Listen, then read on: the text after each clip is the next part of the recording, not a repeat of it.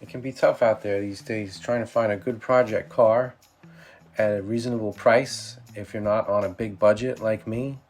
But there are some deals out there. This was a couple years ago, but looking around all the time, and I see, every once in a while you'll see something like this come up for a price that isn't too crazy. So, some people might even say I overpaid, but found this for sale. It was in New Jersey. I'm on Long Island, so it was about an hour and a half drive. I went out on a Sunday morning, didn't hit any traffic or anything, and when I got there, of course,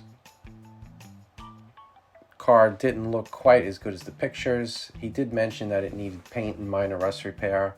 The bottoms of the doors were rotting out.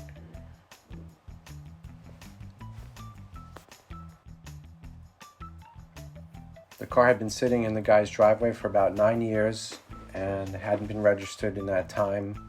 Some rust popping through at the bottom of the door, all along the bottom really. There's a lot of debris packed in the door jambs. The interior was supposedly new, but didn't look new. Here's some of the rust bubbles on the roof, trunk lid. Came with some extra spare parts. Scratches down the quarter panels, pretty deep scratches. He did get it running with a booster pack, but couldn't drive it because the rear brake line had blown out and he didn't want it driven even for a test drive.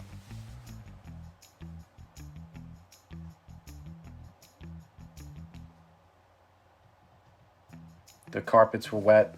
Water had been leaking inside the car.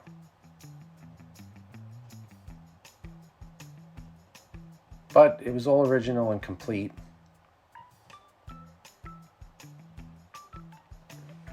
Chrome wheels were getting rusty. Front grills were cracked.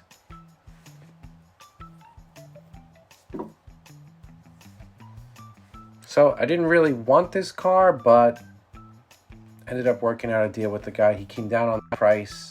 Ended up paying $3,000 for it, and then he delivered it to my house in Long Island for another $100, which you really can't beat.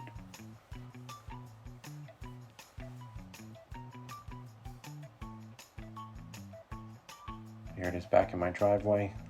My goal with this car is just to get it running and driving and everything operating as it should, and do a cosmetic refurb and try to stick to a low budget. Just try to make it look as best I could without going too crazy. And she's looking a little sad right now. Been sitting outside, unused for a while, about 8 years. But I will be fixing things up as soon as I can, which probably will take a while because I don't have much free time. But felt like it was worth saving.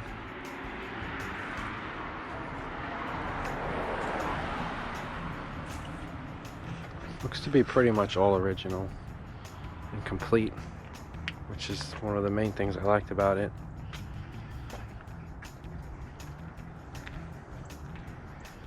Clear coat has failed on the top surfaces, as you can see here.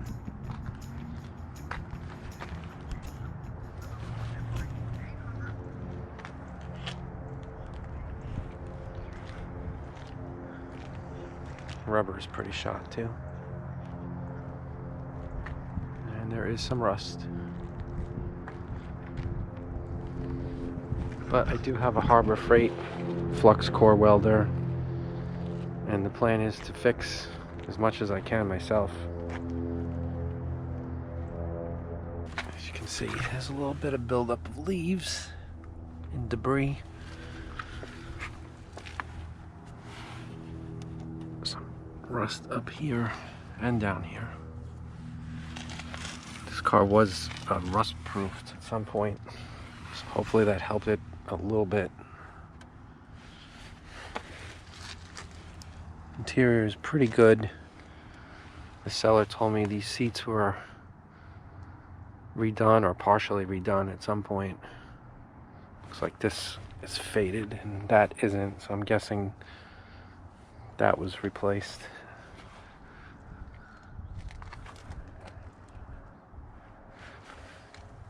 Headliner is actually holding up. Guessing it must have been redone at some point.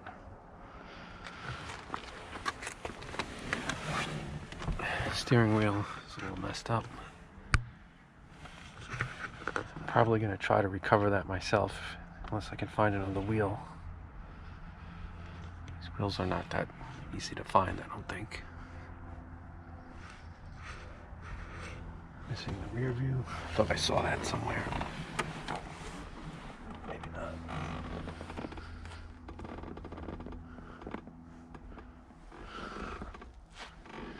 Tint shot.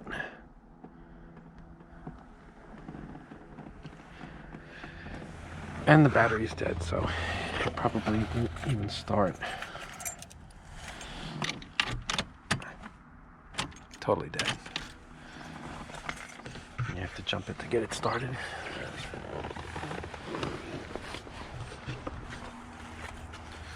Doors are a little rusty, but not terrible. I've actually seen worse. There's a hole over here. No big surprise with all that debris. Wheels are rusty. I'm gonna try to clean them up a bit. Tires are completely shot, cracked.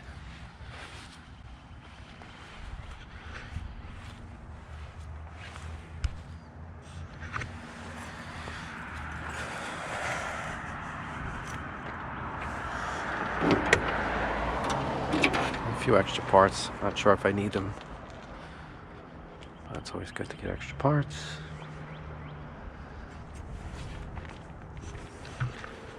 This door has a situation down here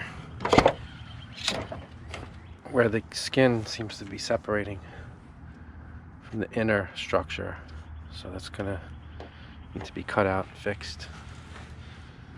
It's kind of shot along the bottom too. I'm hoping not to have to redo the whole bottom skin, but who knows, I might have to. Underneath is okay. It's not great. There's a few small holes in the back of the floor pan. Kind of hard to see like this, but doesn't look like anything too crazy. Hopefully I can do some small patches.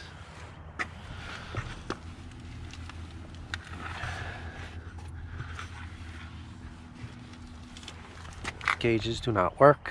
Pretty typical on these. So I have to take that apart. Brake line.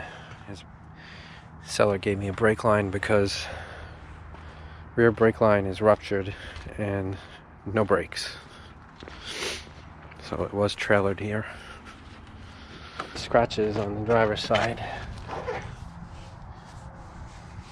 Looks like maybe some kids with bikes knocking into the car. I don't know if they're in the clear coat or if they're all the way through. I guess I can try to polish them out and see what happens. They don't look... they might be deep. I'm not sure. Won't know until I try. They're all down the side. Some on the door. Front fender. I think I'm going to start off with some landscaping.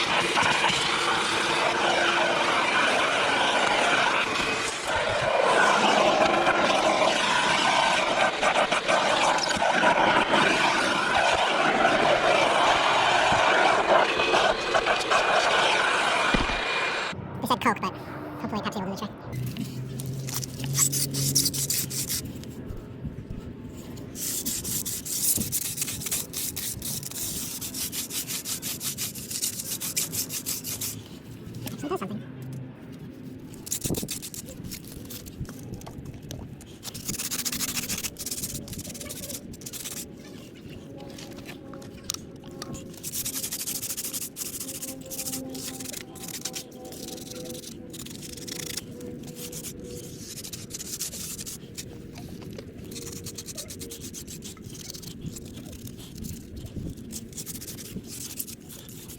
I don't know if you can see because it's kind of glary right now, but this is actually working pretty good.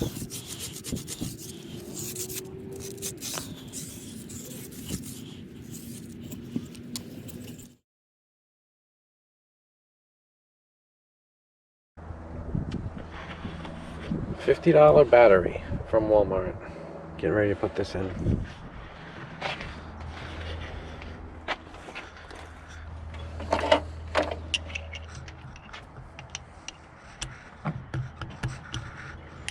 Some kind of brace over here. Looks like I'm gonna have to remove it because it's kind of in the way.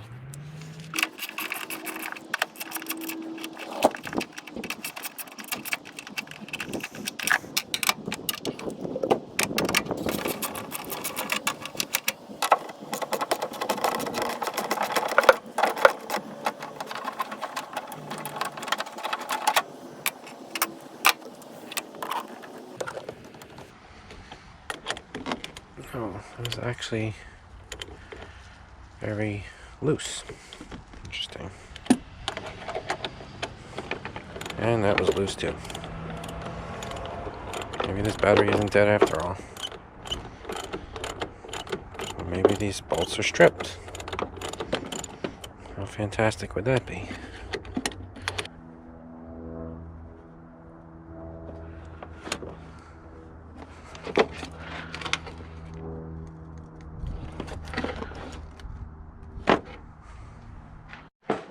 Checking to see if I have some battery screws in my stash.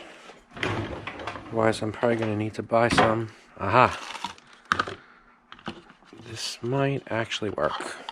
Yeah, these are a bit longer. Okay, back from AutoZone. They had exactly what I needed, hopefully. I'm going to try these out.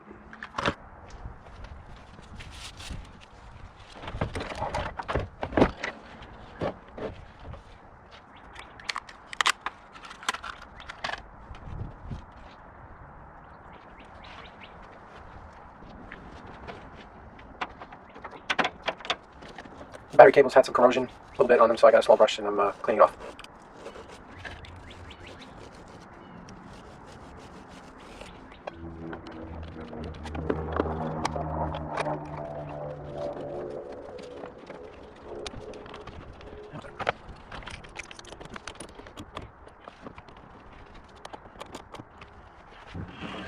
And then I've got vacuum line that's pretty much completely shot, and an open vacuum line. So try to take care of that before I start it up. Okay, so I found this vacuum tube. It's kind of laying loose, this black tube. You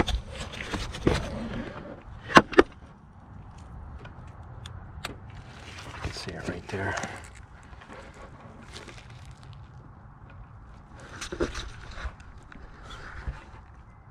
So I stuck that back into the open vacuum port, and I cut a new piece of hose going to the choke pull off. Vacuumed a bunch of leaves out of here. There's still some there, but good enough for now. See what happens when we try to start it.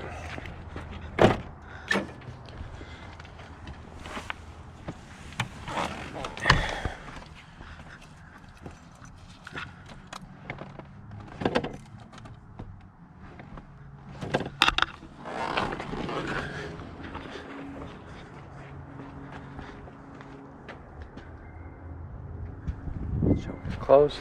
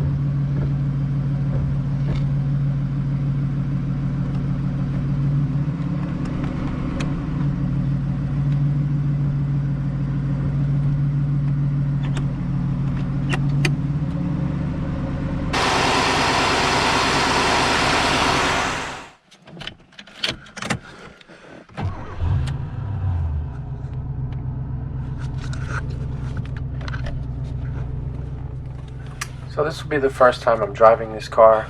So when I bought it, the front to rear metal brake line was rusted near the rear axle and it sprung a leak. So I'm just driving it around the block slow and relying only on the front brakes.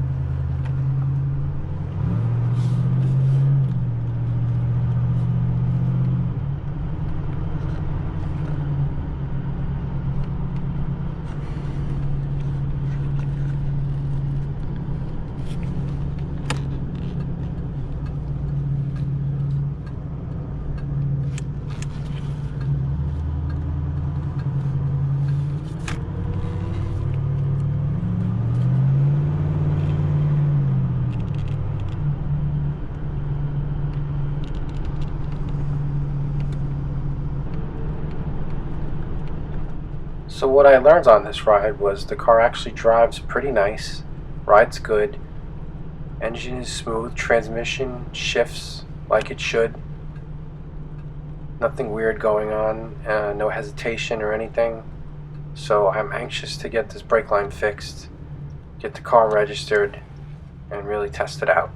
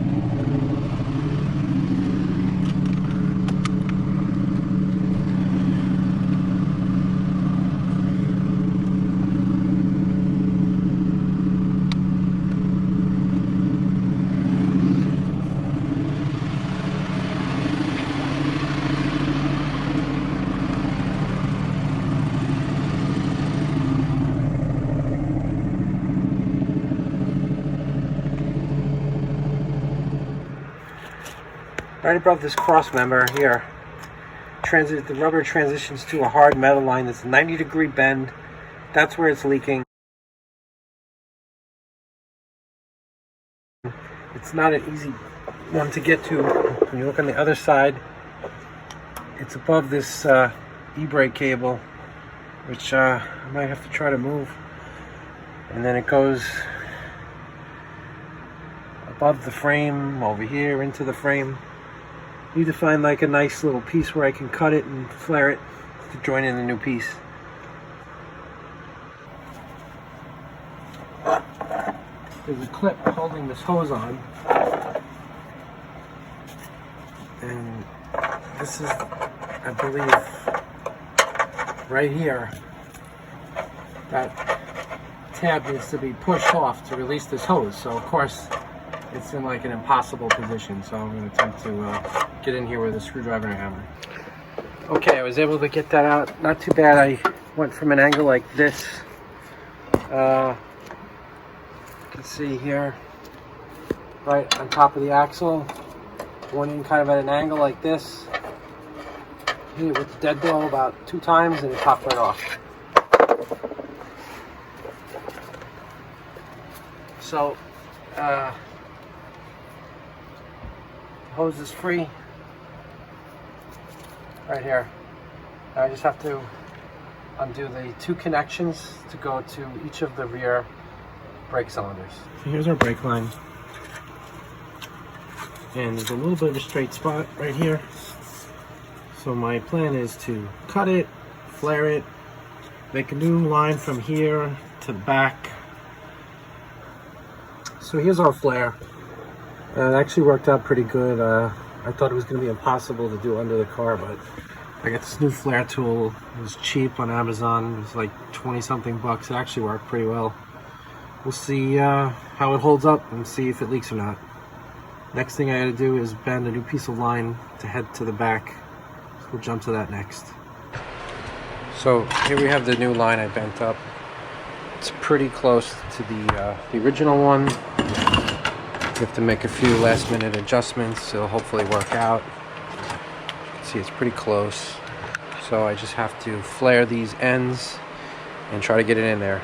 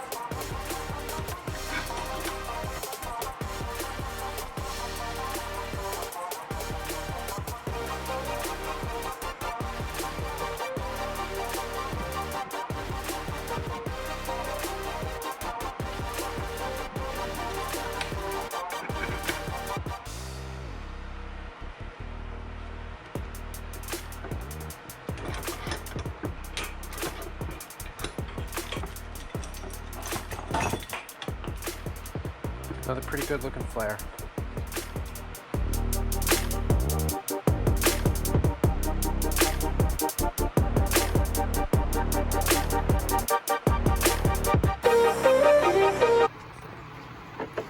So I got the brake line in. There's my union. The old line from the front connecting to the new line that goes to the rear. Follows along where the original one went. Comes through the cross member.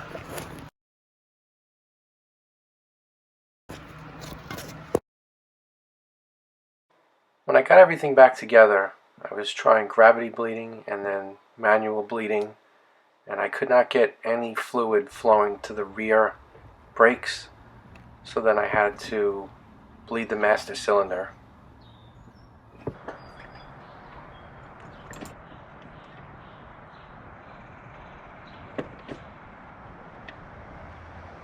I just ended up bleeding the front reservoir of the master cylinder because that is the one that goes to the rear brakes. Once I bled the master, then I had no problem bleeding the rear cylinders. It was actually pretty quick.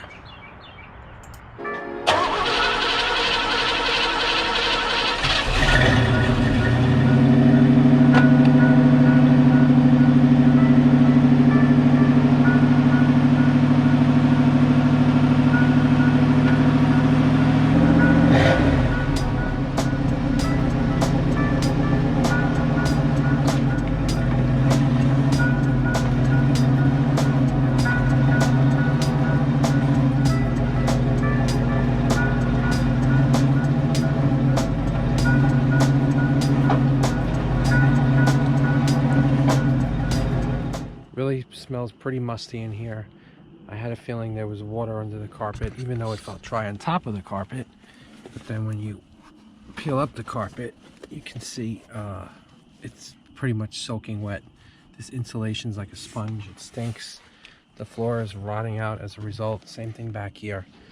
So this whole carpet's gonna have to come out, insulation out, and see if I can salvage this floor.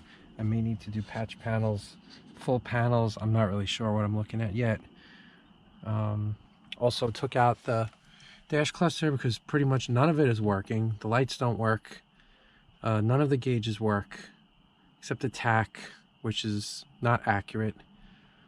So that is out, and steering wheel is off because that is like a baked crusty mess. So now out here, trying to find out where the water is coming in. Took off this little grill here for the air, for the AC heat system. And if you look inside of here, there's a little bit of leaves and debris, but the real situation is over here. There's like pretty much topsoil down there at this point. That's where the water is supposed to drain out. I'm hoping it's just backing up from the drain being clogged. I'm gonna have to clear it out, take out the carpet, run water over the car, see if I can figure out where it's coming in. Anyway, that is the update for today. Thanks. All right, now rug is out, and kind of a mixed bag of rust going on here. This is where all the water was on the passenger side. The insulation under the carpet is completely soaked. This was like a puddle over here. There's a hole here, but the rest of this part seems pretty solid. This back part here, there's a hole here and here. I'm gonna have to wire brush this down, see how solid or not it is. Hopefully I can just make some little patches. Driver's side, there's a hole on the side, but the bottom part's pretty good. And again, the front, pretty good, except when you get towards the front. And also, my main concern is over here. There's some holes under the seat brackets here and here. The seat bracket is rotted out. That's more concerning because it's dealing with multiple layers.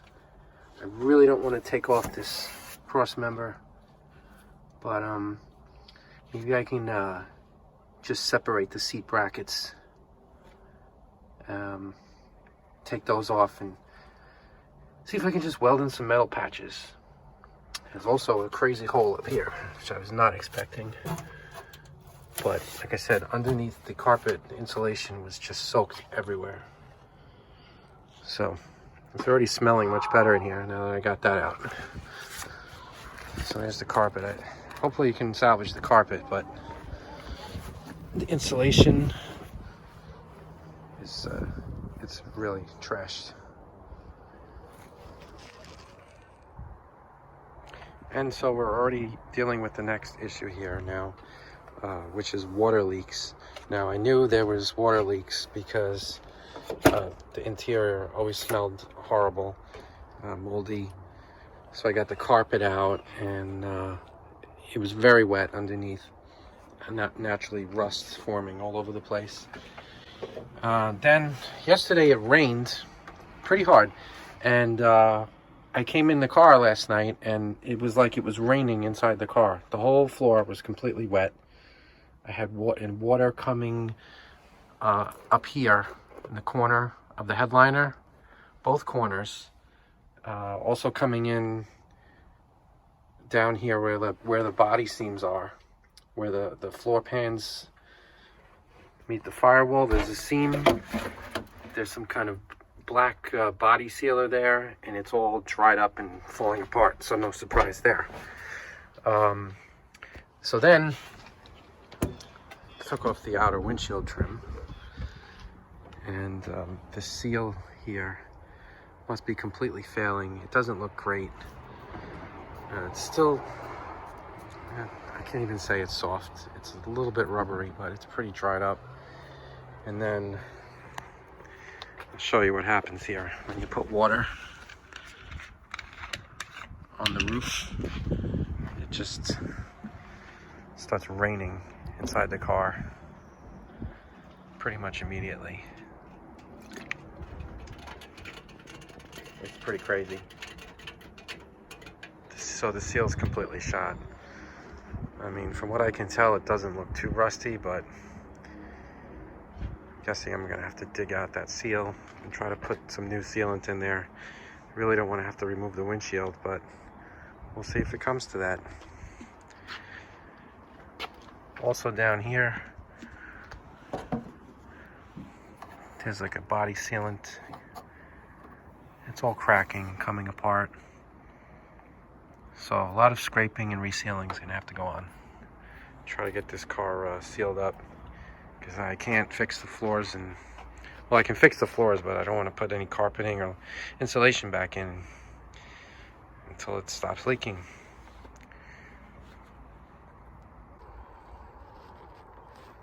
Got some of the seal out, razor blade, and it looks like that was maybe added in after. I mean, it looks like the original window seal is here, and this was probably stuck in there by somebody at some point because of the leak. So I have to dig a little bit further, I guess, to see if we can find anything else. Yeah, I mean, look at this. Whole windshield's loose. It's gonna pop right out. The original windshield seal must have failed.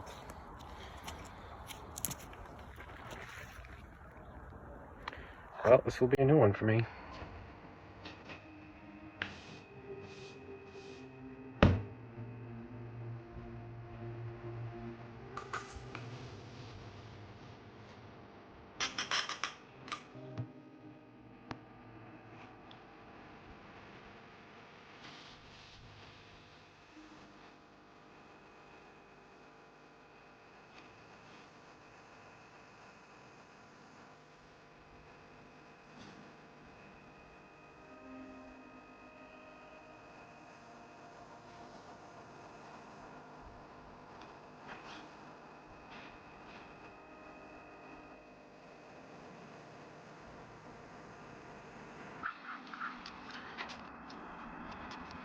Yeah, rusty, but not terrible, I guess. I don't see any holes. Clean that up, paint it, get some new glue for the window, pop it back in. Should be fine, hopefully.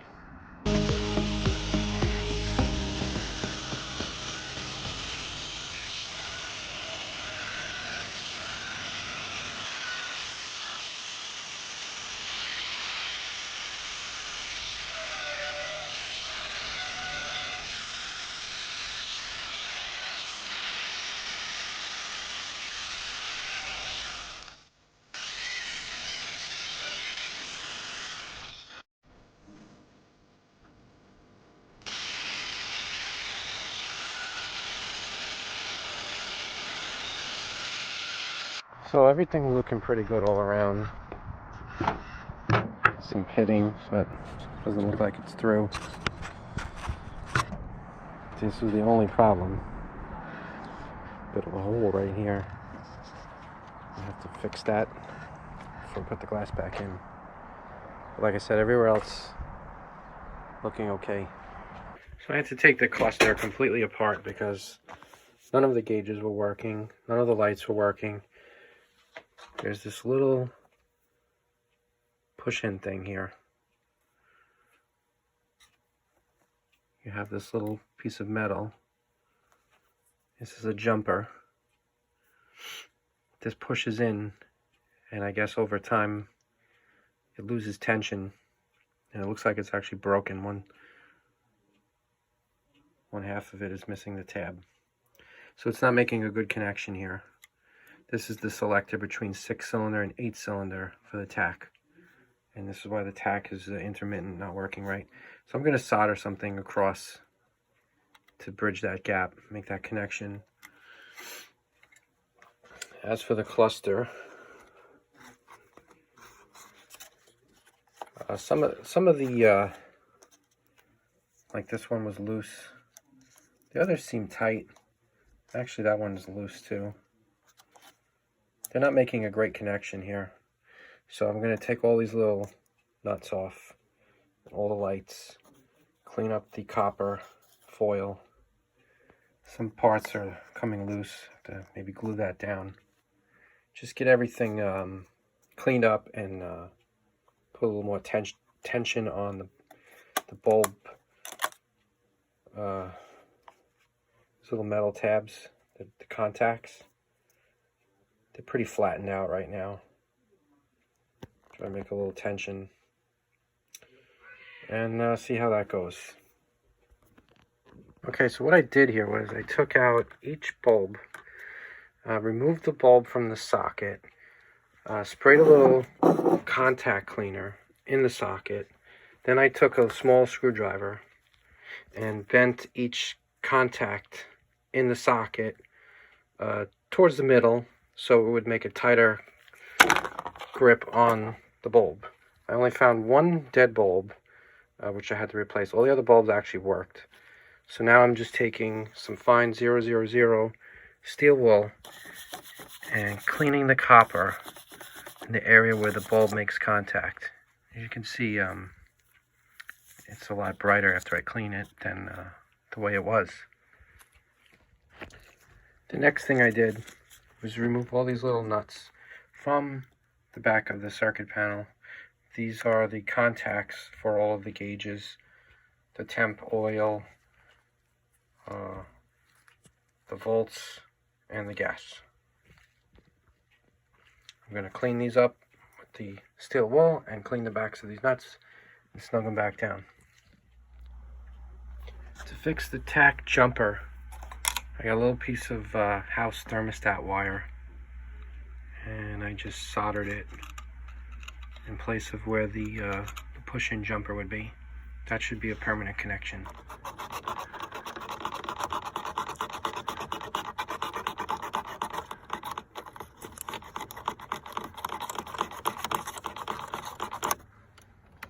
Okay, let's check out what works now.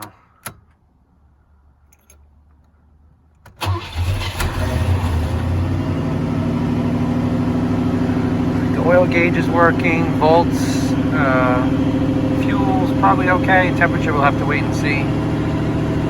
Tack might be accurate. You'll have to check until, wait until dark to check the lighting.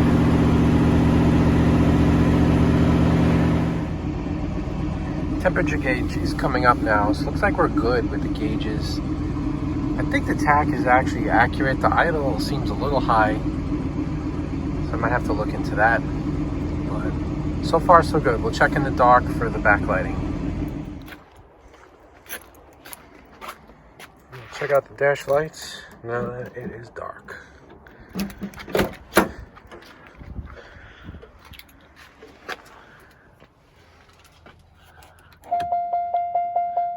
And still not working. That is strange. Are they working? Maybe they are working.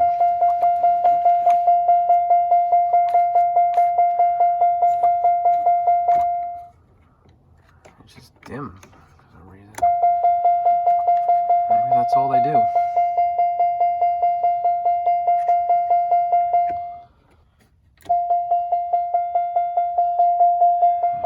Seem like they're working that great. They're not all on.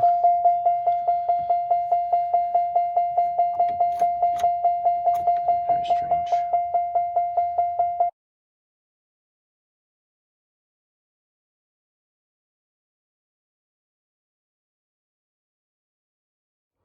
Okay, so the area under this seat brace is gone.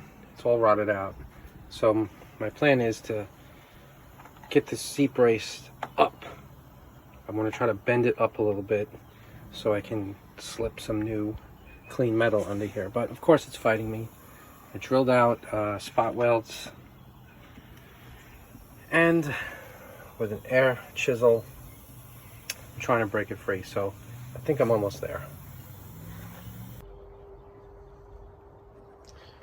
So the worst of the rust is all out. Combination of air chisel, cut off wheel, and body saw. Got it done.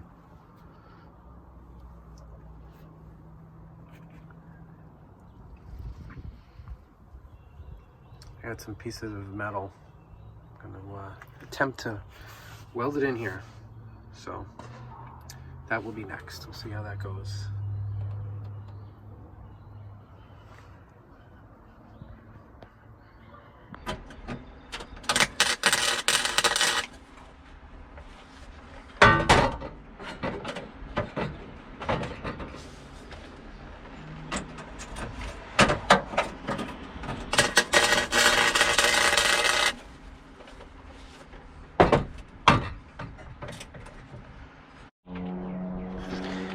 So here's what I think I learned today. I'm very bad at welding.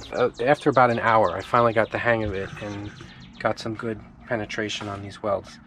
They're really ugly looking, but you know, I stepped on it and it seems I stepped on it and it seems solid.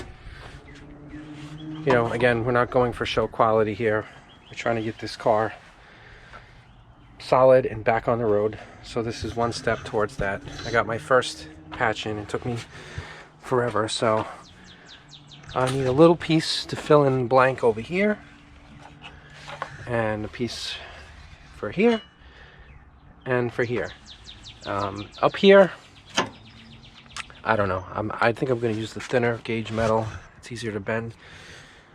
Another thing I learned is the metal to metal contact has to be really tight. If there's any kind of gap, even like a 1/16, at least this welder I have, this Harbor Freight welder, it won't bridge that gap. So I had to hammer a lot, and my idea of doing spot welds isn't really working out. So all these little spot weld holes that I drilled, I'm just using these screws, these self-drilling screws, putting screws in here and there where it's sticking up, trying to get it down flat, and then I'll just do like this overlap weld. Some are working okay, others not so great. So clean, try again. Get the wire brush here. I put this new welding wire. I got this Lincoln. Originally I was using the welding wire that came with the Harbor Freight welder, which was 030. I got some 030 by Lincoln, and it seems to be a little bit better. It splatters probably a little bit less. I'm having a little bit better results with this piece than the first piece. Now that I have all the patches in for this section, under this brace, under this seat bracket, I'm just trying to get this piece back into place. It's fitting good back here, but then I have some gaps over here. So I'm just trying to do what I can to bend some of this patch metal down so I can get this as flush as possible.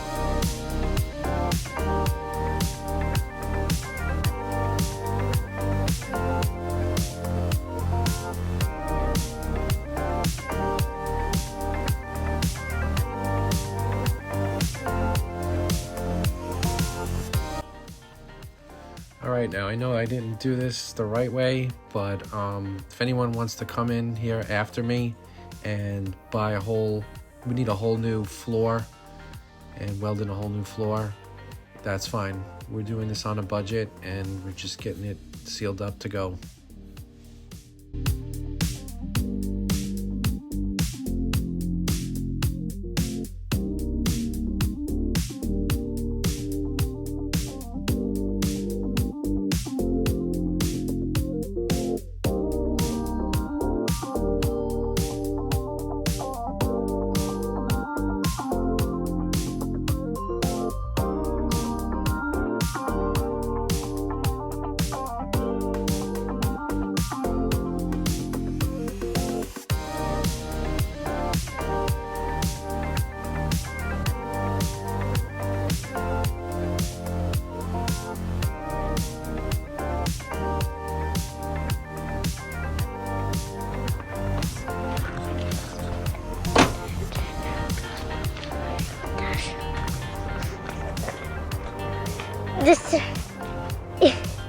This is taking a while to follow you.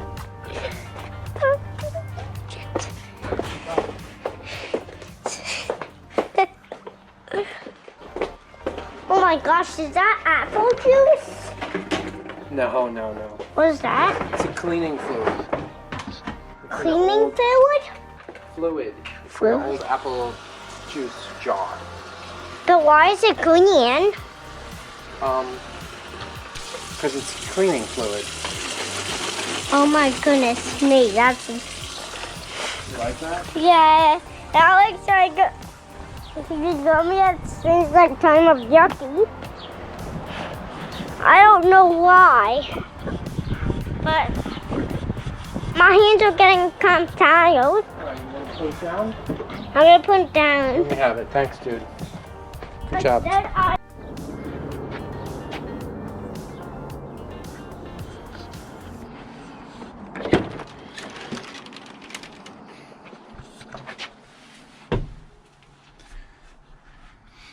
So yesterday I removed the tint, and that was quite a project because you can see the tint was flaking off into tiny little pieces. Like usually you can just grab it and get one big piece or a few big pieces, but this was so dried and old and shredding that it took me pretty much all day, and there's still a little residue. I'm trying to, scrape it off without messing up the defroster lines, and I think I did mess them up in a few spots. But I'll just have to see. I'll have to try it, like right here. It looks like some of the metal film is missing. They do sell repair paint for it. Some kind of conductive paint. I'll have to give that a try. Worst case scenario is I'll just have to find another glass.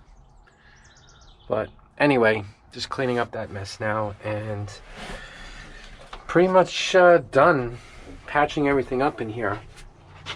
So after I clean this up, headliner goes back in. Then I'm going to put the rug in and just start getting everything back together. So a little surface rust in the door jamb, so I just got some universal black and just touching that up.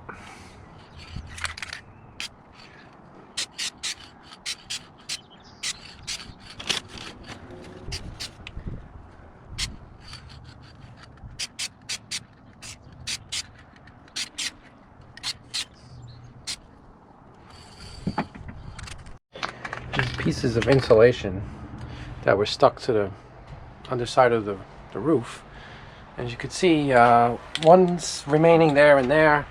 The rest of them fell down when I took out the headliner, so I have this headliner adhesive. I'm going to try to glue them back up, see if they stay. And the headliner adhesive did work. So I got all those pieces back up. I'll take a last look before I put the headliner back in. Now when I took it down, the whole underside of the roof was a lot, there was a lot of surface rust. I sanded that off with the with my palm sander. believe it was like a 60 or 80 grit.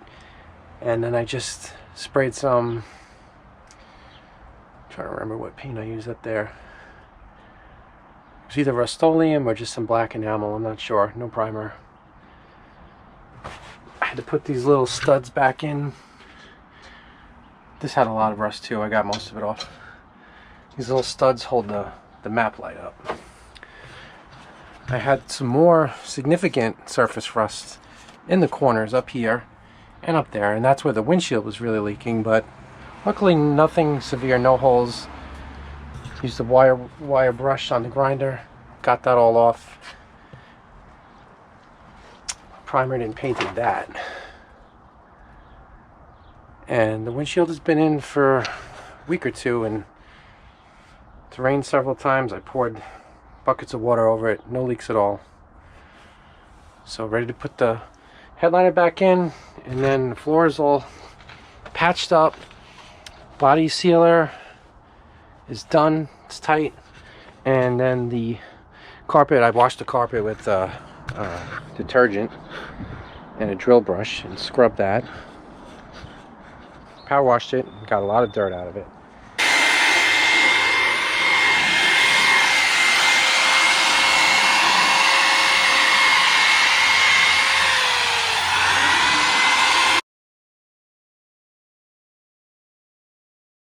And then use the wet dry vac to get most of the water off and let it dry in the sun. It only took a couple of hours, and it wasn't even that sunny that day.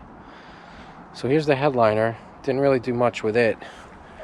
Looks like the fabric's been replaced at some point, so it's not falling down like they usually do. I'm just going to tape up some of these corners. They're a little cracked. And then this will be going back in as is.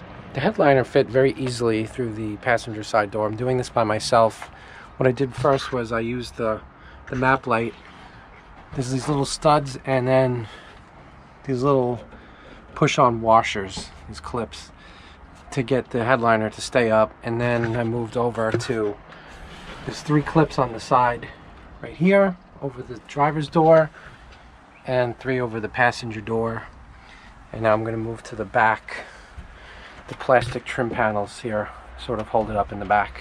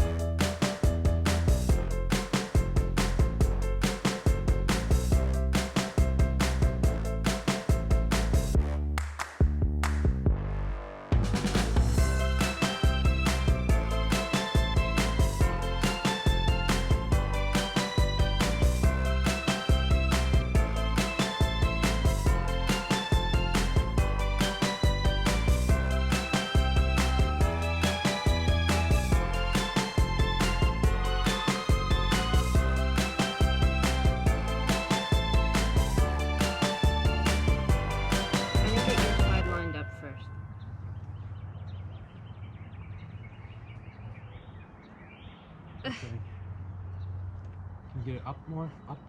But got it all straightened out. Windshield no longer leaks at all. I did find another leak after the windshield was back in. And I'll show you exactly where.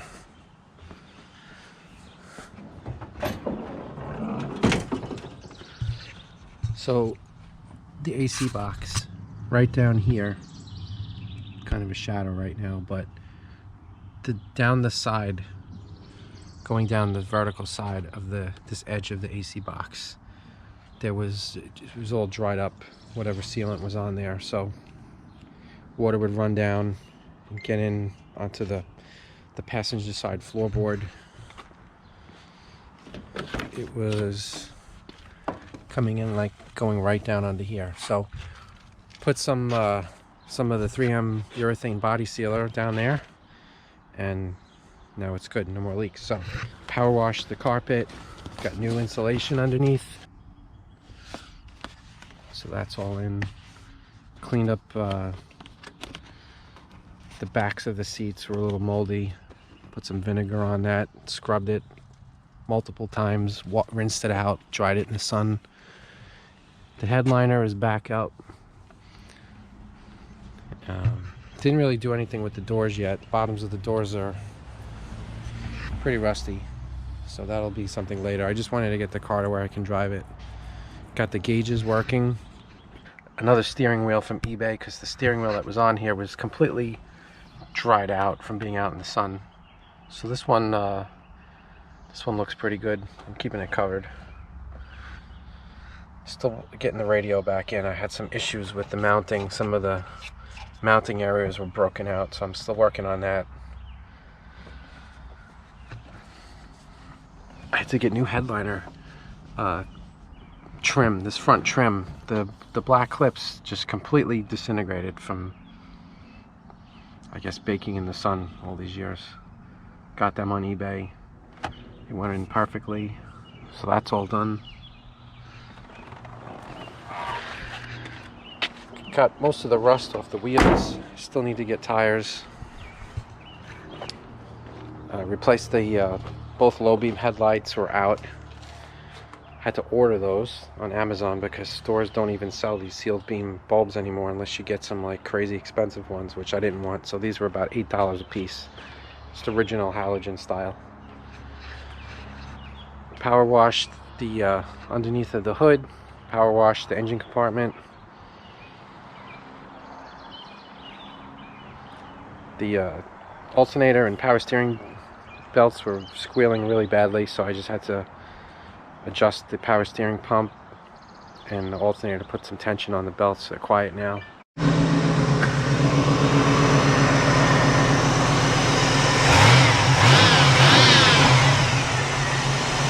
Seems good now.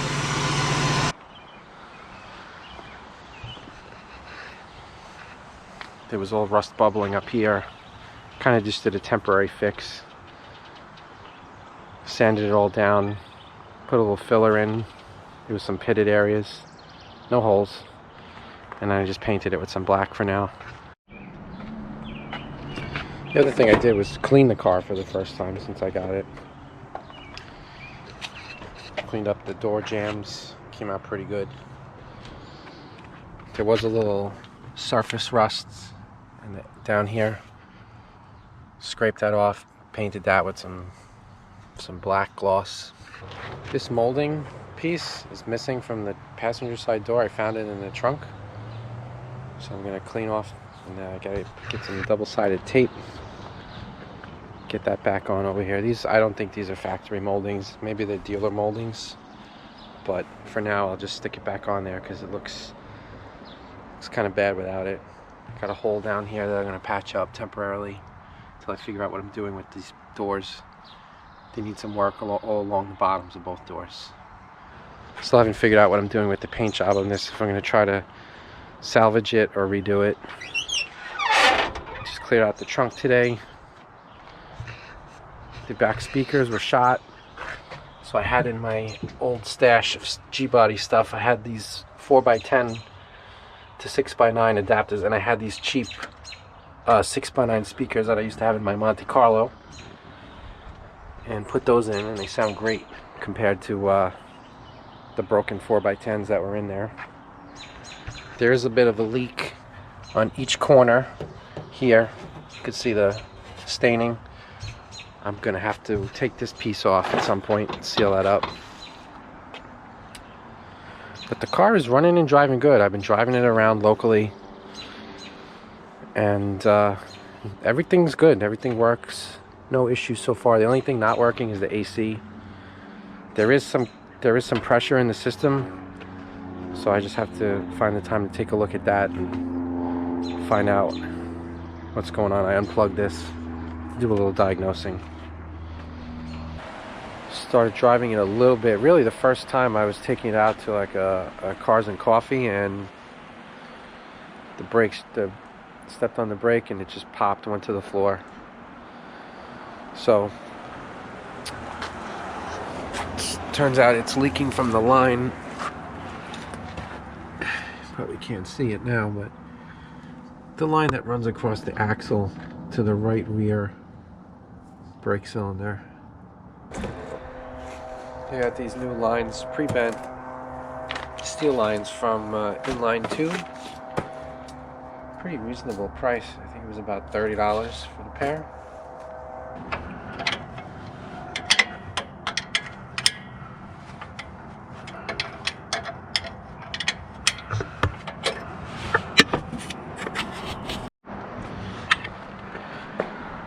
Somewhere over in this area was the leak. So I'm just gonna do both sides, because this one popped. I'm sure that one is not far behind. New brake lines are in. They were pretty decent fit, I guess I would say. You know, wasn't exactly the same as the original ones, but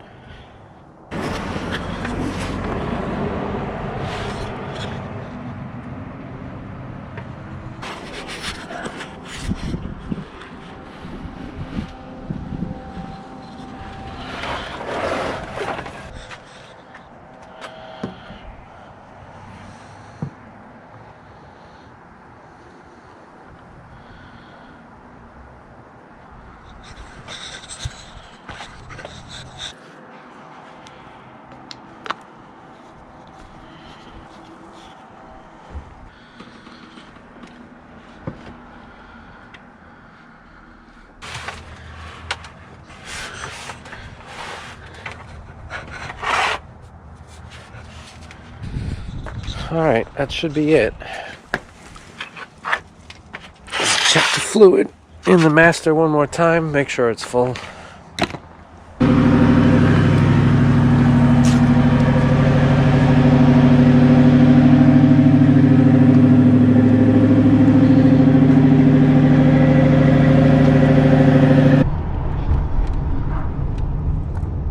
It stops.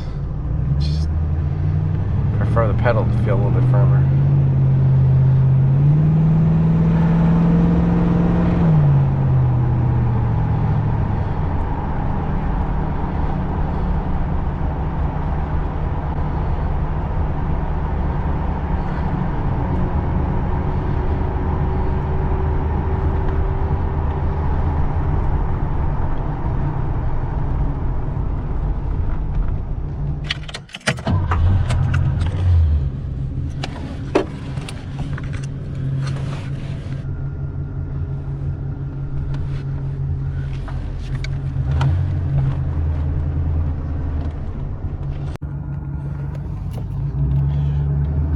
With the front brakes, and no better. Might even be worse. When I was doing the right front caliper, when I first started bleeding it, there was a big pop. Like there was resistance, and then something blew out, and fluid shot all over the place. So maybe there was some kind of debris in the line or something, but it cleared itself out, and I bled both sides, and no air yet. You know, it doesn't really stop great. The pedal is extremely soft. So after bleeding the master, I took it out again. Pedal feels a little bit better, but it's still kind of spongy and doesn't stop great, but I don't know. I'm wondering if the frictions on this car are all screwed up. It sat for 8 years, and the front rotors were really, really rusty. And I haven't checked the adjustment on the rear brakes, so I might go ahead and do that first. It seems like, you know, it's working. There's no leaks. Bled all the air out there was really no air. All the air's out. So I do have some calipers and pads already I could throw on this. Maybe adjust the rear brakes and see what happens then.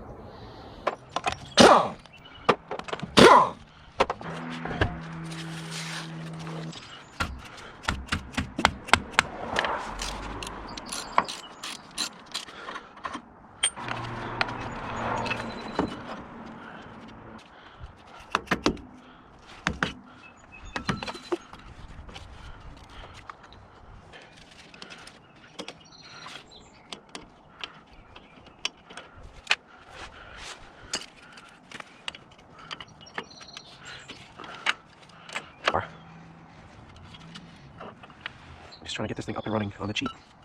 That is the mission.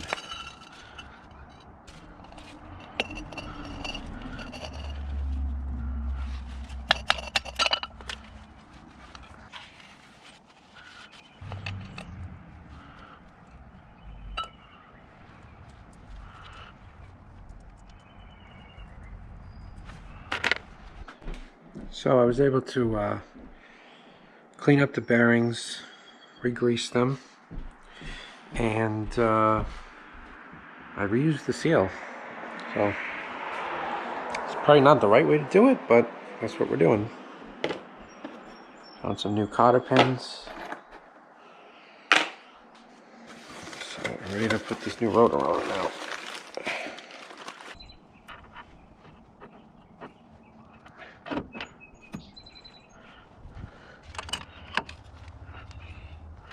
Can't make this too tight. You also can't make it too loose. This was always something I was never really clear on. There's no play. Cotter pin.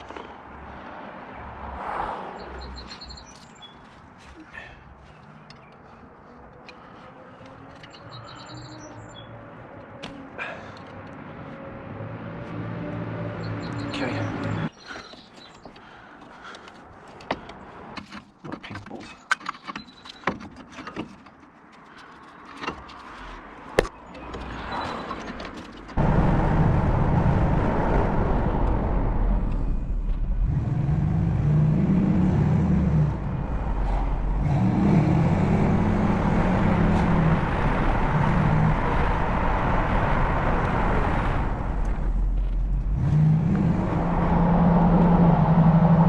The good thing is it's stopping way better than it did before already. And as you drive more and more, the brakes will just start working better and better. Experience.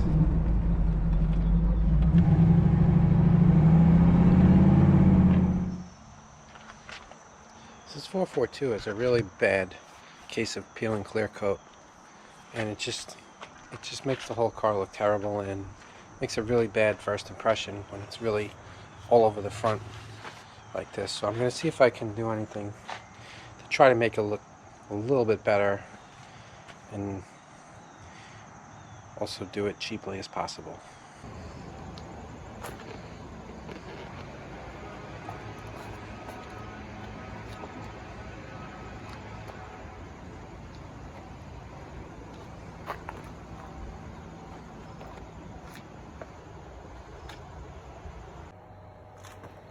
Use the electric sander with some unknown grit. Nothing too crazy, which got all the clear and a lot of the base coat off too. Then I sanded with 400 wet sandpaper and used the filler primer and 2 coats of that, About 10 minutes in between each, then I let it dry. 30 minutes.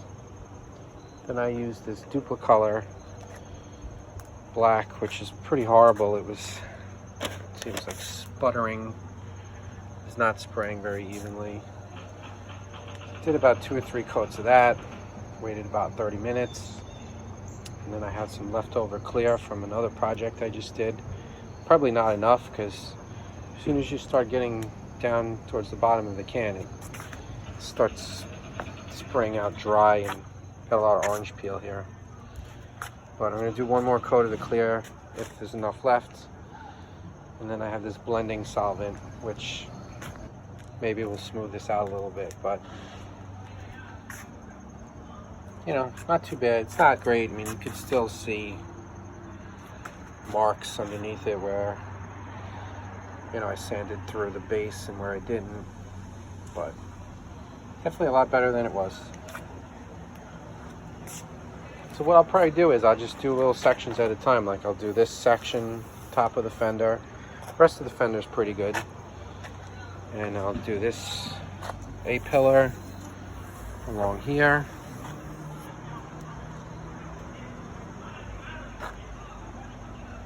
And then this rear piece. Somehow the trunk clear stayed. I've got some pretty nasty rust bubbles coming up here. But I don't think I'm going to mess with that right now. Paint did not lay down as smooth as I liked, but you know, I'll just have to polish it a little bit. Maybe wet sand it a little.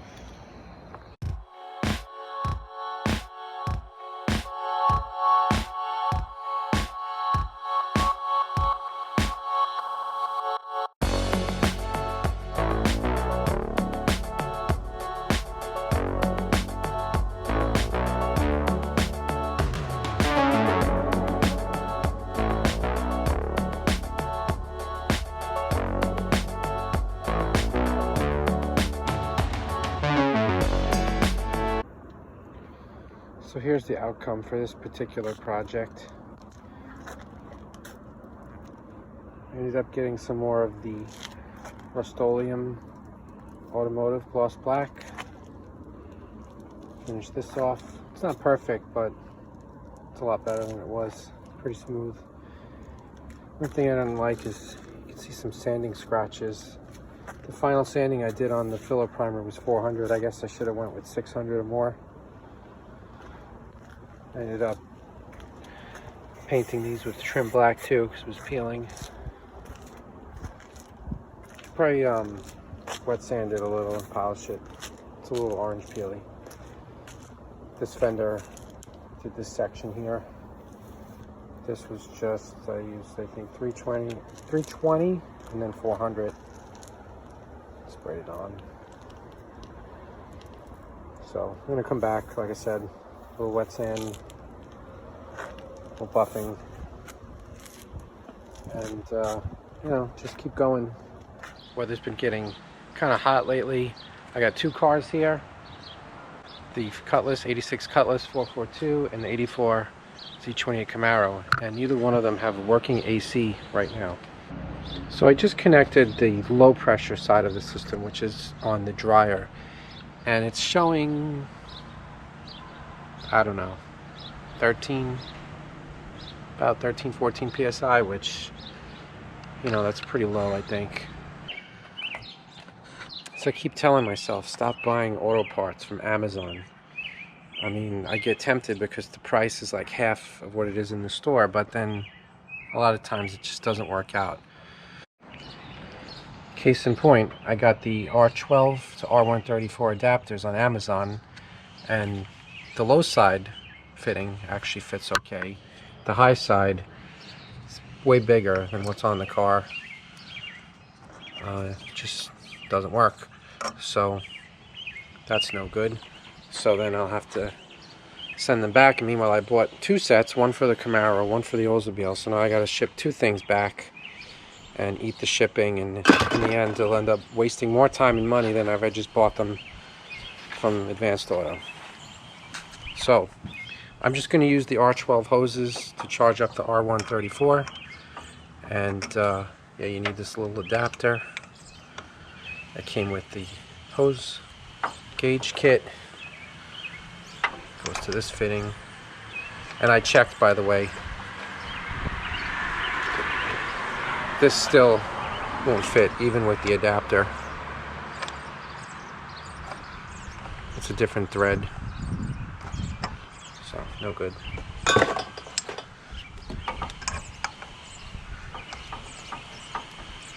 If anybody knows where to get the correct fittings to do this, shoot me a comment. Thanks. I got all the hoses connected. And we know this one has a leak because it's leaked out in the past. So I did get 1 can of the refrigerant with stop leak. This stuff's getting expensive. It used to be really dirt cheap. I mean, these cans, I paid $10.99, which seemed like pretty good at AutoZone. At Advanced Auto, they were more. And this one with the stop leak was $18.99. So I used to be able to get these cans for like $7 or $8 year or two ago. But hey, prices on everything is up, so no big surprise. So we'll get the engine running. Put the AC on maximum. High fan. Now I know there's like 25 steps you're supposed to do to properly prepare your AC system for charging, but you can also just take the refrigerant and just fill it up, and that usually works. So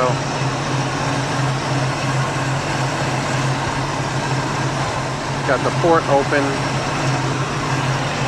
This, you turn this and it's got a little pin in it and it'll pierce the seal on the top of the can.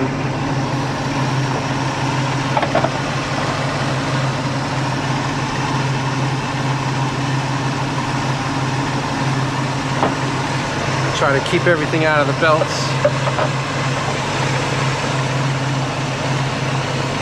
Back it off a little. And then you have to, man, these hoses are not cooperating.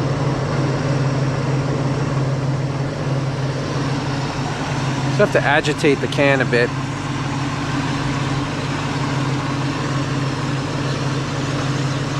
And it'll start flowing in. So we got some pressure already. Oh, and there goes the compressor starting the cycle. The more you put in, the more it'll run until it's full. I got 3 cans for this car. I don't know if that's going to be enough. If it's not, you just have to run down and get another $10.99 can. It's cool. It's just not quite ice cubes yet. So hopefully that last can will top everything off and it'll be good. Looks like it's hitting 50. I mean, when it's really good, it should be like 40, so take it for a little spin, see if it gets some airflow if it cools down. But even when it's sitting still, it should be able to hit 40. I took a little drive around. It did cool down a little bit. I think it got down to maybe like 45. It's feeling like it's almost there. I still feel like it get a little better. A lot of people say, oh, when you put 134 in an R12 system, it's never going to work. It's never going to get cold enough. I don't know. I used to have a Monte Carlo SS that somebody else had converted. It was already done when I bought. And that thing blew ice cubes all the time. So, we're pretty close to that green zone. The thing is, I think I need a partial can. I don't need another full can. So, where do we begin? So, the first time I attempted to fix the problems on this side, which were really some deep key scratches, which were there when I bought it, I tried to do a little touch up with some black Rust-Oleum automotive spray in a can, and it just did not really work out well. It didn't match the areas where there was clear coat, because I was putting, you know, spray paint over clear coat, so it was just really impossible for me to blend it. So the new plan now is, you know, you can still see the scratches through where I painted, so I added some of this spot glazing putty to sort of fill in the scratches.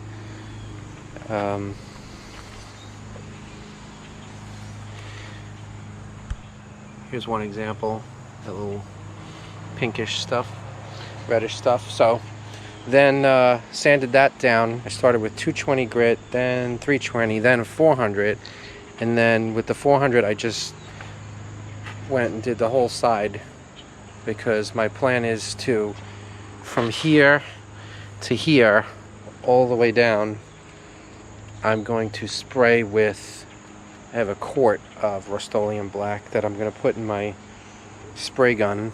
I also want to paint this little piece because it's all peeling up with the clear coat there too.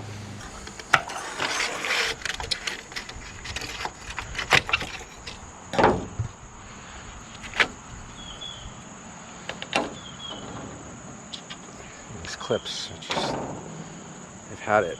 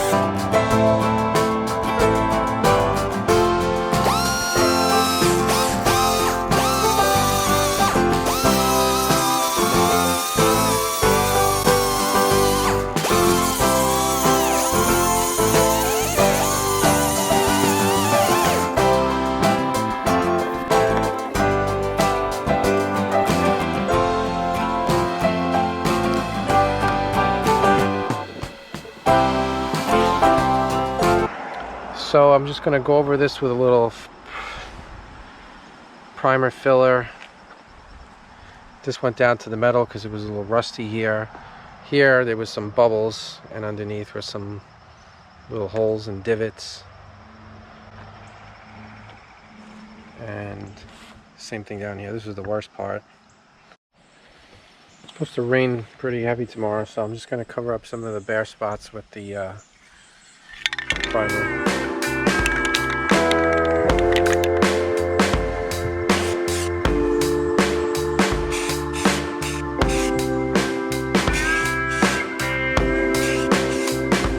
So I'm probably going to regret even touching this.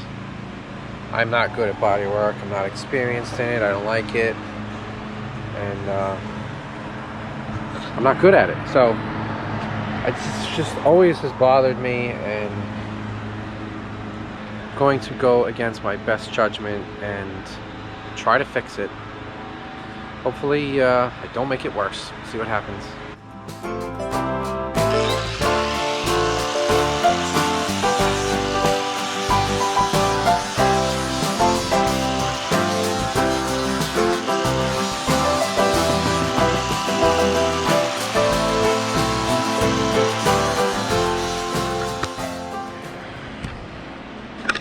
There's some major holes here.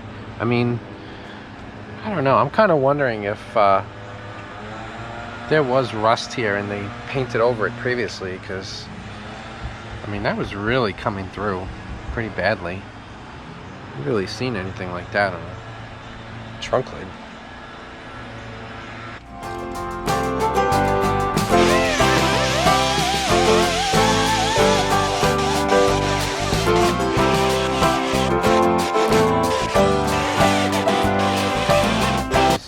pinholes and they just put some filler over them, which means it's just going to keep coming back.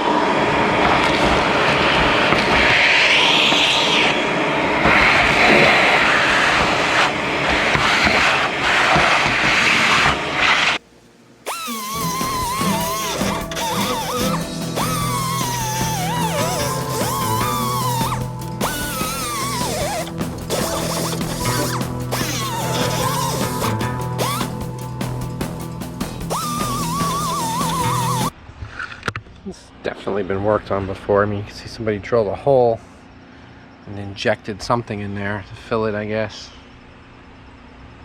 See what I can do and try to patch this up somehow.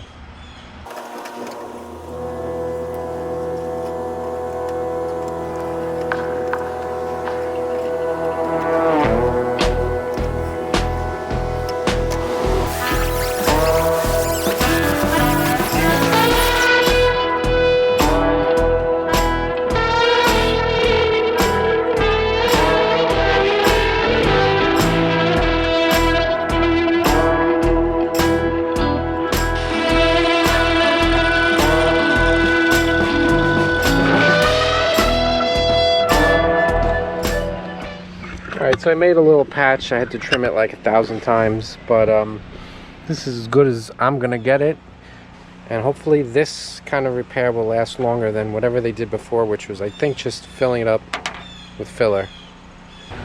Just gonna put some of this Rust-Oleum rust dissolver in here, just to try to help keep this from flaring up again as much as possible.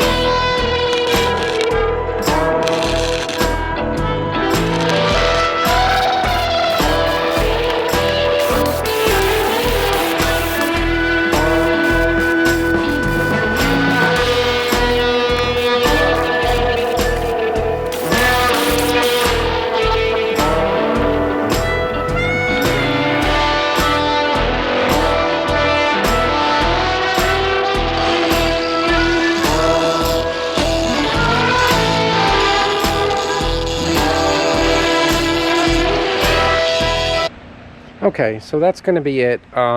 So, you know, it is possible to do this with the flux core welder. I found that when I needed to fill the little pinholes, putting it on the minimum setting helped a lot. The max was tended to just melt right through. So it's a little, there is a little low spot there. That's going to get filled in with some filler, but you know, a very small amount. But it does look a little yeah, we did warp this quite a bit, so I'm gonna have to try to bend that back, and yeah, some filler, some primer, some paint, and that's. So I had some lunch and then I got a little burst of energy, so I went ahead and did 2 patches over here,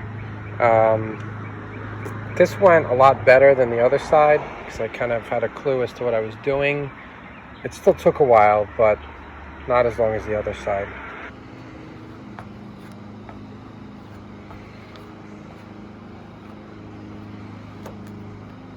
It's going to need a lot of sanding and probably a few more coats of the body filler. I am running low on this stuff, so I'm going to have to get more.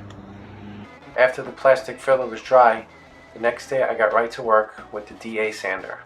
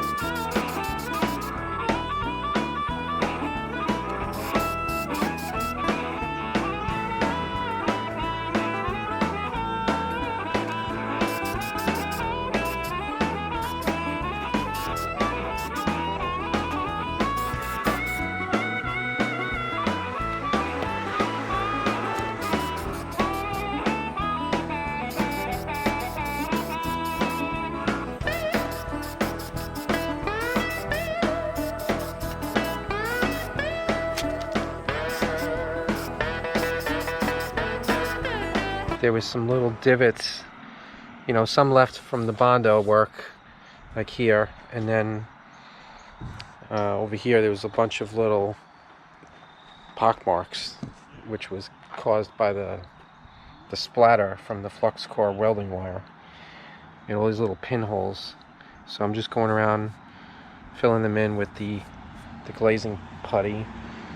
Got this all sanded pretty smooth.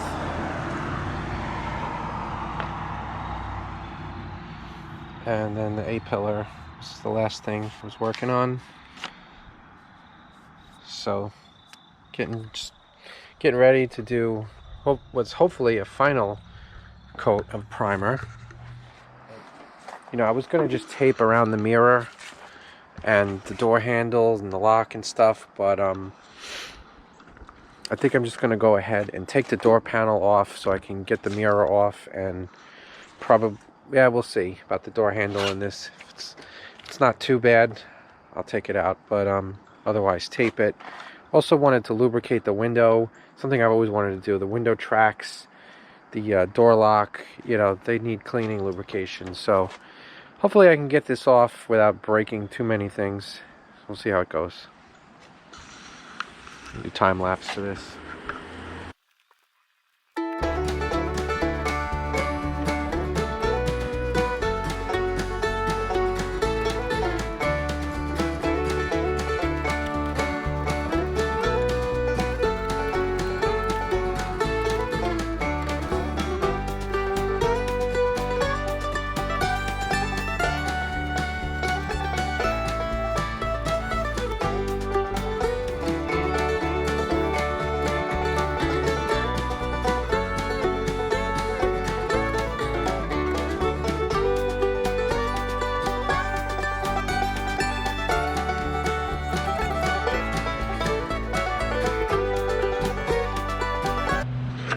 I think I'm almost done with the prep.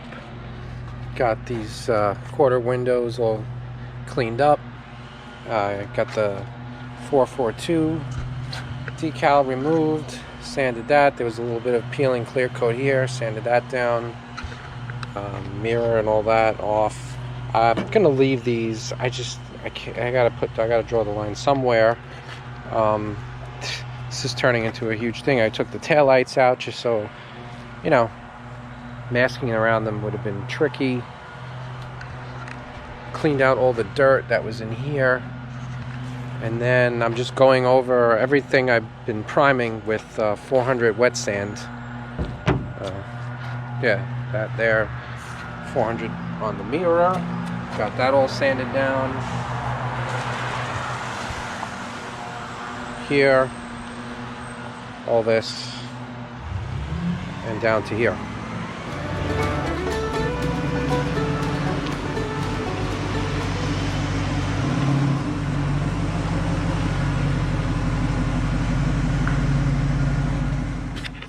Well, you know, there's a reason that I call this channel Nowhere Fast Garage. I am pretty darn slow.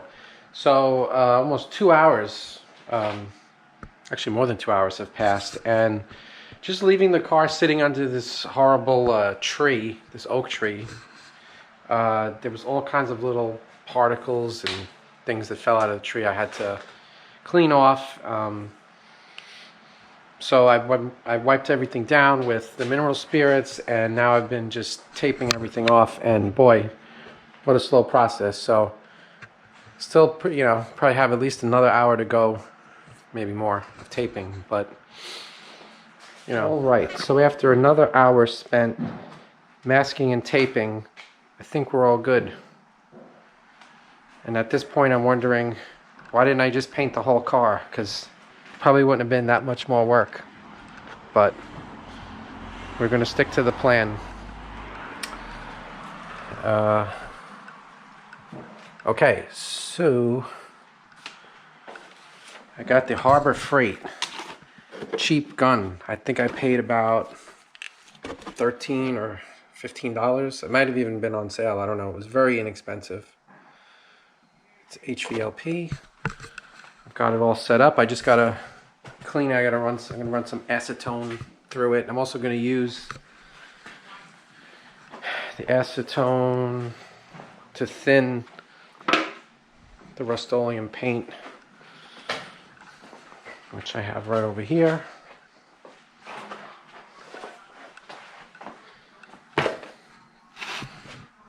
Oil-based gloss black. So the internet said for the Rust-Oleum paint to thin it with acetone, use a 4:3 ratio. So I put 8 ounces, a little bit more than 8 ounces of the paint, and then I've got, I'm going to do 8 to 6. And then I also found this activator that I had. So I'm going to put 1 or 2 capfuls of that. So I'm going to pour this into here.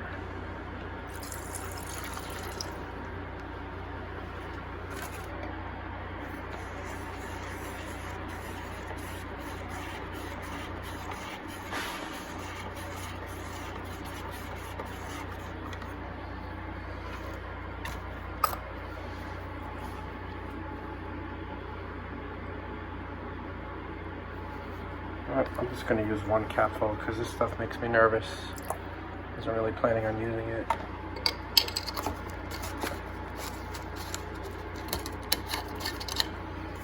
Mix this up.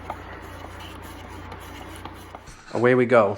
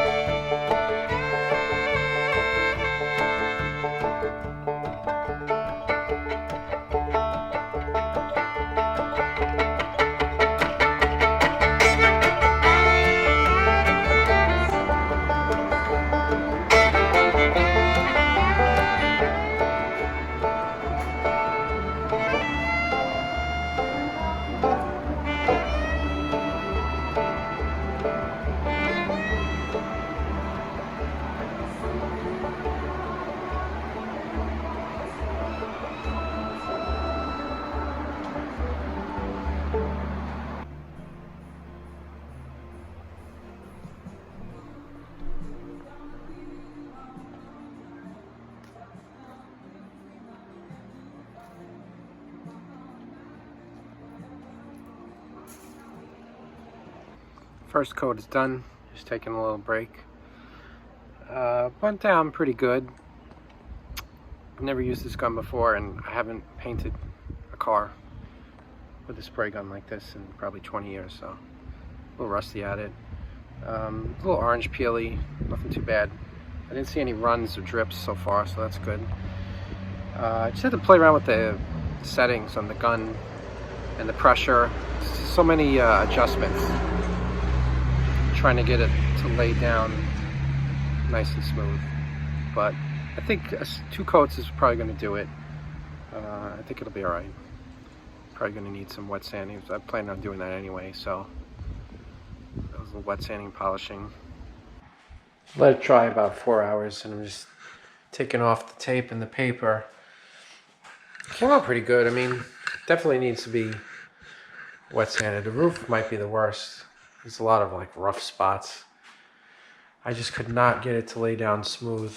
I don't know how it looks in the camera, but in person it's very orange peely.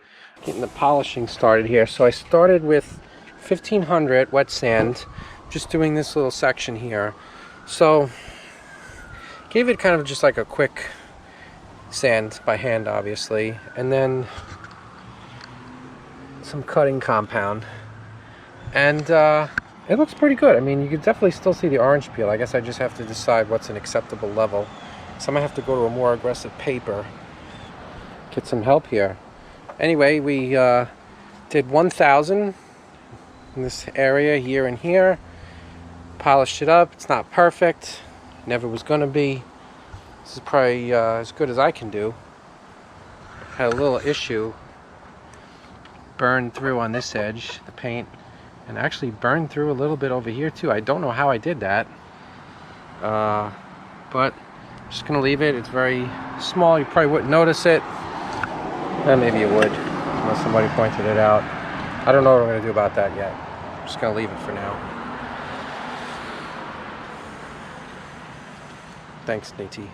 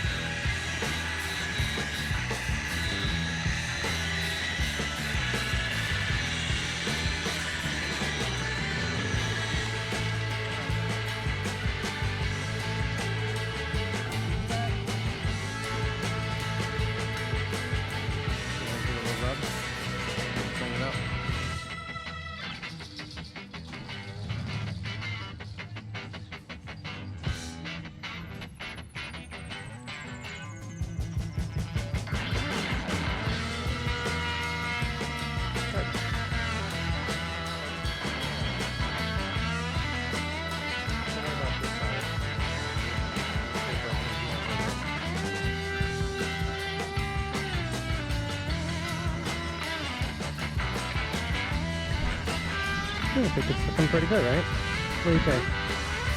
This is good. Yeah, it's looking real good.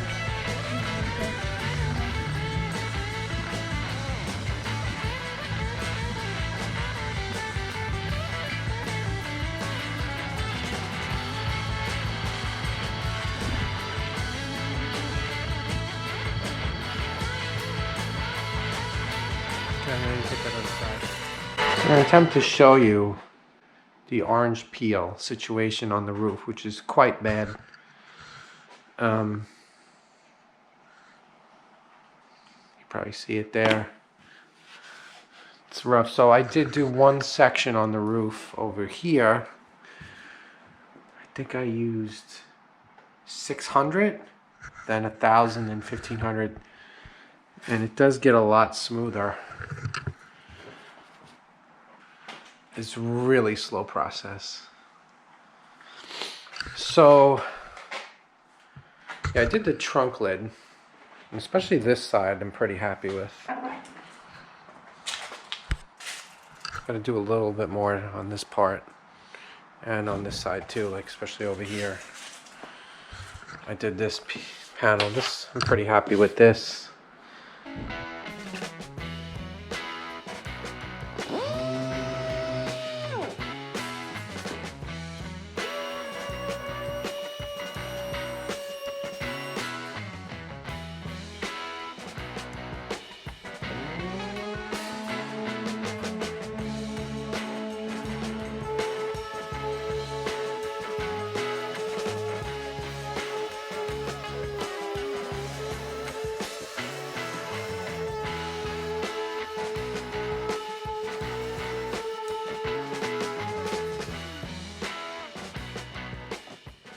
I'm done with the 800, 1,000, then 1,500 wet sand. The idea was to smooth out, knock down all of those ridges from that horrible rough overspray and orange peel. You can still see there's a lot there, but hopefully it's good enough. Ultra cut and the wall buffing pad. I'm gonna give that a try, see how it goes. After a quick pass with the buffer, it's looking acceptable, I would say.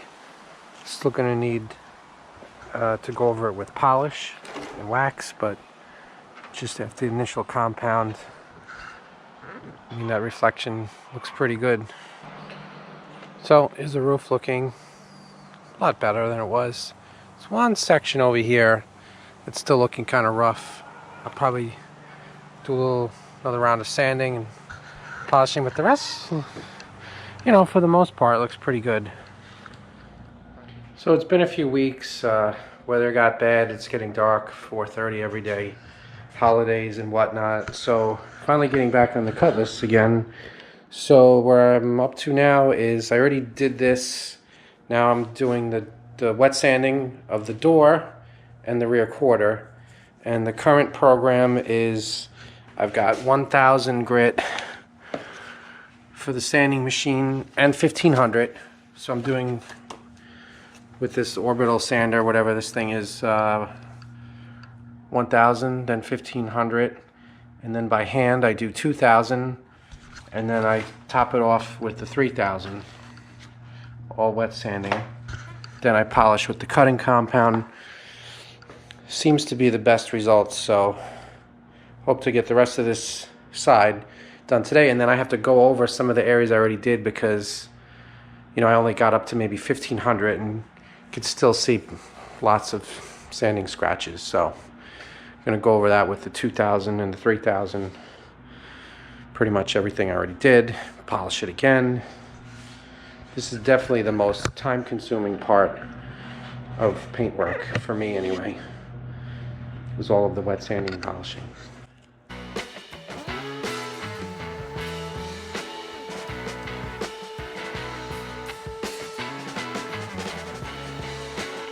Just to give a little update on how it's going. So, top is compounded. I mean, the lighting is really pretty terrible in here, but I mean, I think it's looking better for sure. Just finishing up the trunk, then onto the side.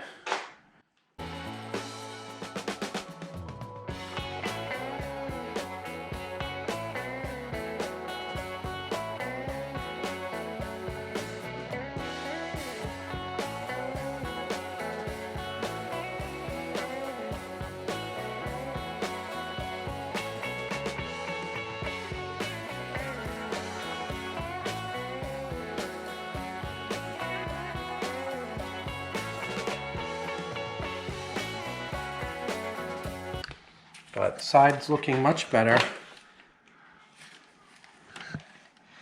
Still got to polish. You know, roof is good. Trunk lid.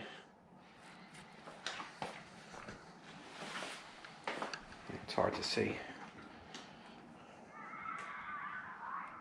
But slowly, we're getting there.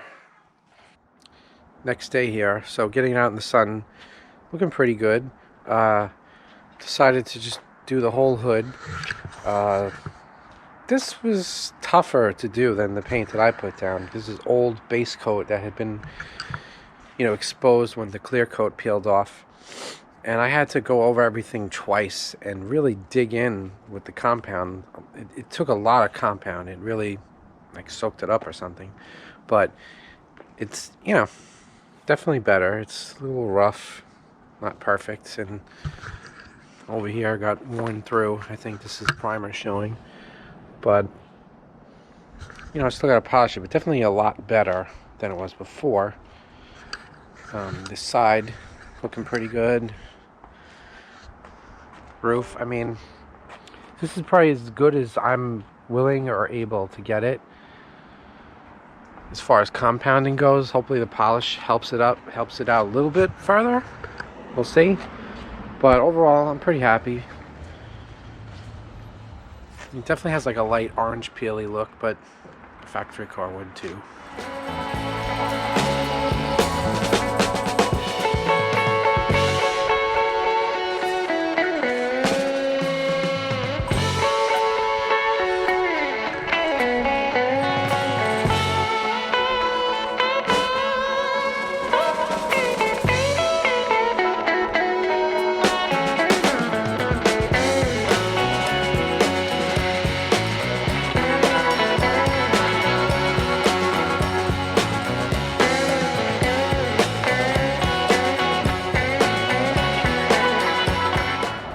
Okay, so I got these new decals. This one's for the trunk lid. Now, the one that was on here, I measured, it was, the 442 was 1 3/8 from the bottom lip and 1 1/2 from the side. So it ended up being right about there. Which looks good.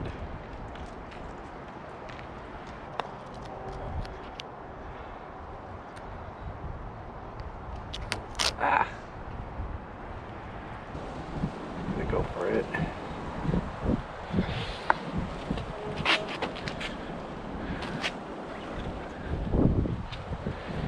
That looks fine. Take a quick measurement. 1 3/8. It's a little higher on this side, actually. I'm afraid. Yeah, too late. Close enough.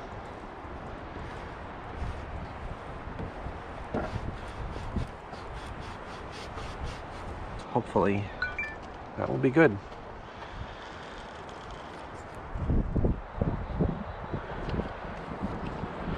All right, not bad.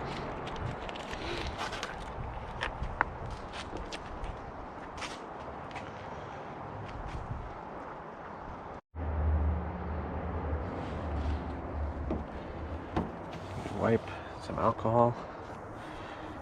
1 1/2 from this edge, and then a little more than 1 1/4 up from the molding. Got that marked off.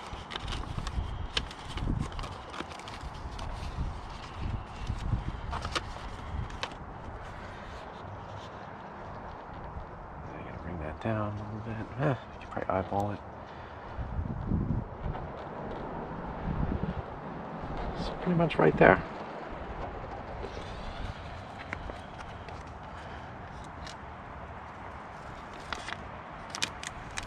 Love doing factory stripes and decals. You gotta have the factory stuff. It just looks like it's not complete without it. Okay. Oops. Shit. A little bit off. All right.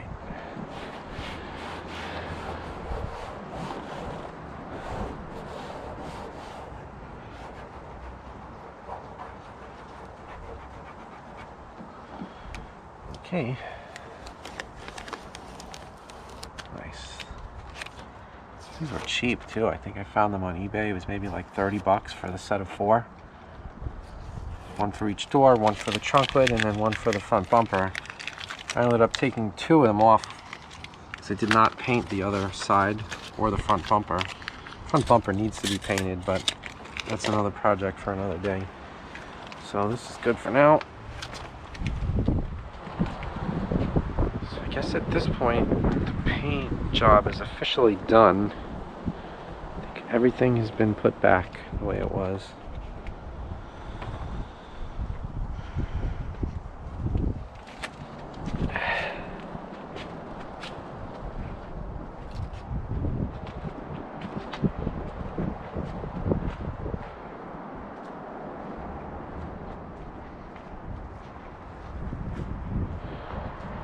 The stickers that are on here, I don't think they're original because this car was already repainted, but definitely faded compared to the new ones. But being they're on opposite sides, not too noticeable. One thing I did always want to patch, and I kind of did temporarily, which has been a few years now. There was a nice little hole here, which was really ugly when I bought it, so I just took some galvanized sheet metal and epoxied it on here with some JB Weld just to cover the hole, but it looks awful. So, going to cut this out and be welding in something like more permanent, something flat, something I can paint, and it'll look a lot better. So we're gonna get started cutting now.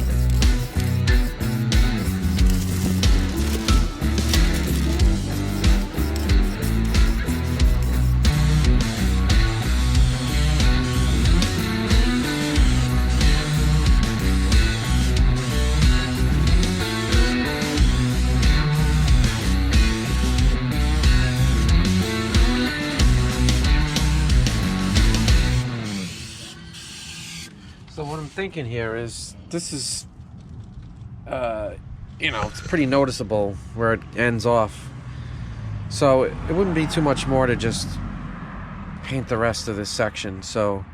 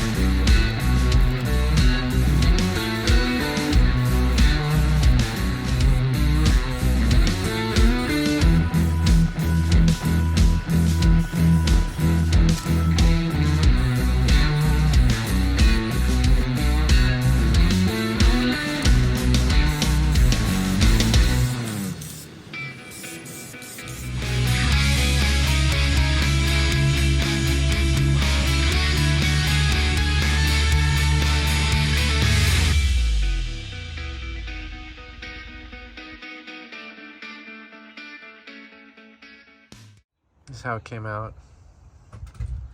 Not exactly perfect, but it's low in the car, so not really too noticeable. And the before and after is pretty good. Dealing with a lot of carburetor issues. Not that long ago I had, geez, it took me like a month. The issue is, well, the main issue I guess is that when the car sits for a day or any length of time, the fuel drains out of the carburetor enough that when you try to start the car, you know, it takes like 15 seconds, 20 seconds maybe of cranking before the fuel pump pumps up enough fuel into the carburetor for it to actually start, which is really pretty annoying. So I had the carburetor apart. I could not tell where it was draining out from. The little plugs, the well plugs on the bottom seemed like they were airtight. It was just wet on the bottom. I couldn't figure out where it was. Then when I was putting it back together, I ended up breaking the throttle position sensor, and that turned into a whole fiasco. But I actually have a whole video on that, if you're really interested in seeing what happened there, how I finally got the throttle position sensor working again. But anyway, we're back to square one. So the carburetor is still, you know, hard to start and everything. So I just want to get it right, and you know, I'm always trying to be like low buck, do things myself, but sometimes you just got to say, hey, like, this just isn't working out. You got to drop a few bucks. So what I ended up doing, I ended up ordering from eBay a remanufactured carburetor. I will post the link to the company. It seems like it's a big rebuilding operation. I've never used one of their carburetors before. They seem to have good feedback, good reviews, and the price was, I'm not going to say cheap, but it was a little bit less than I thought it might be. I was expecting it to be $500-600, but with the tax and the shipping and everything, it ended up being a little bit less than $400, I think. So we're going to give this a try, and you know, hopefully this is the answer. If it's not, you know, I'm pretty much at a loss.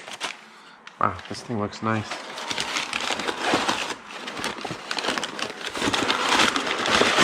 So this, I got, like I said, I got it on eBay, and it arrived in about 2 or 3 days. And this thing looks like it's probably even way too nice for this car. I just hope, I mean, it was listed as being correct for 86 Oldsmobile.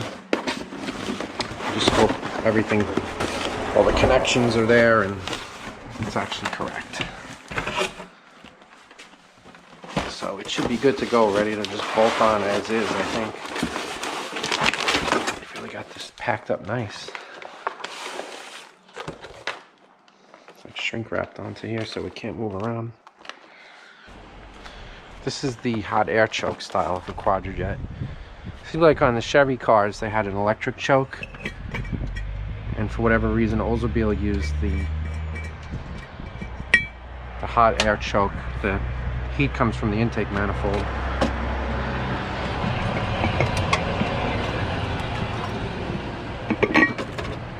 So changing out the carburetor on this is not too bad. There are a million vacuum hoses and things you got to disconnect, but I've done it several times. It's not the end of the world.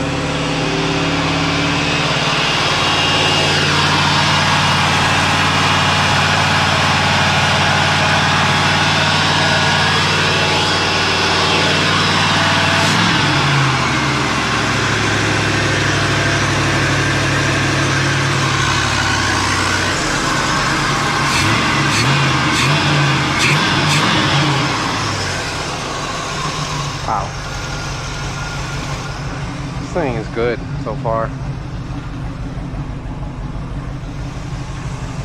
I'm impressed. Idle came right down to where it should be.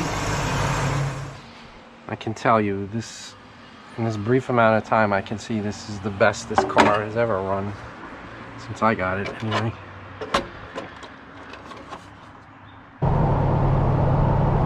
I don't think I'm imagining it, but I feel like the car just runs better, smoother.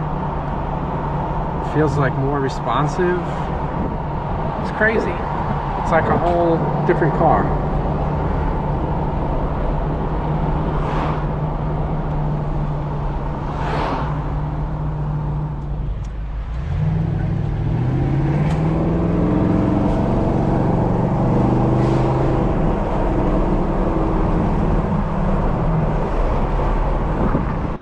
Okay, so it's been a few days since I did the carburetor.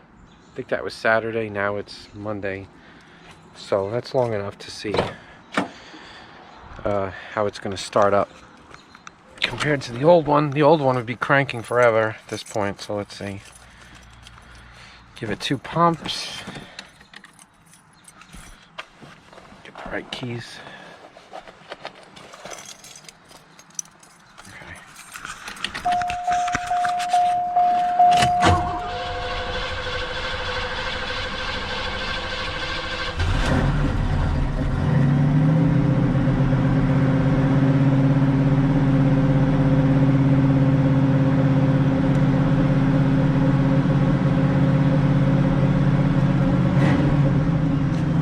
It wasn't like instant like fuel injection, but it was way better.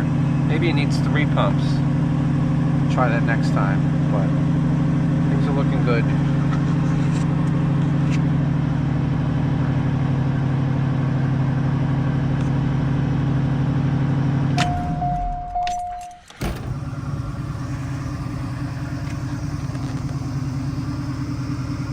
So at this point with the car running good and looking good, I'm calling it done.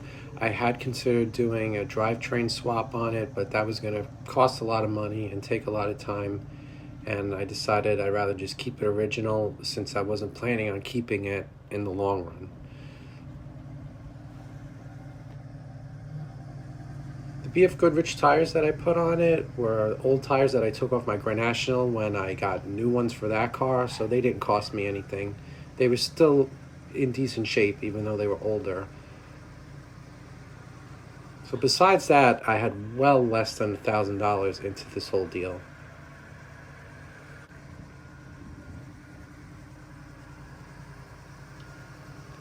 It's not a show quality car, but it's definitely presentable enough to drive around, go to car cruises, things like that.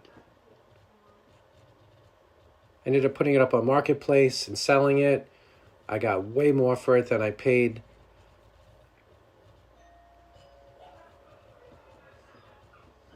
I wasn't looking to flip the car, but the timing of it all with prices going up and just, making the car a lot more presentable really helped. So I'd say all in, I was probably around, like I said, less than $4,000, and it sold for $10,000.